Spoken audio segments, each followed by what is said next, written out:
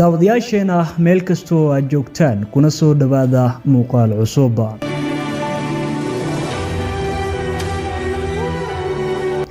muuqaalkeena waxaan kugu soo gudbin doonaa maxbuus u dhashay dalka Australia ayaa ka baxsaday xabsi ku yaala dalkaasi Jarmalka wuxuuna ku guuleystay inuu aado una baxsado dhanka jasiiradaha Canariaska halkaasi oo ku noolaa jasiiradda ugu soo jiidashada badan muddo 11 sano ah. laakiin sanadkan ayuu qaatay talaabo lama filaan ah oo dad badan ku adkaatay inay fahmaan sida ay suurtagal u tahay.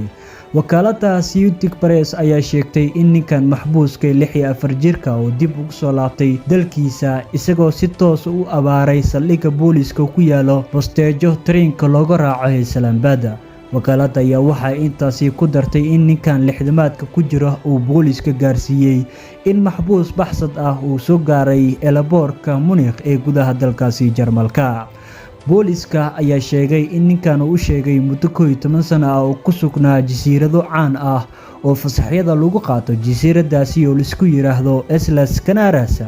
sida ay booliska tilmaameen ninkan ayaa waxa uu rabay in dib ugu laabto dalkiisa isagoo ilaabay in dib loogu celiyo xabsiga maadaama jasiiradii uu ku noolaa ee Tenerife aanan u wanaagsaneyn sidii hore.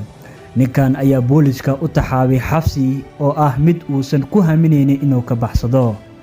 waad ku mahadsan tahay daawashadaada. haddii aad muuqaalkan daawatay waxaan kaa codsanaynaa in la gareyso sidoo kale la wadaagto asxaabtaada. fikirkaaga qaybta hoose faallada nagu soo gudbi waxay inoo tahay dhiirigelin aad weyn. magacu waa Maaman Cabdilkariin.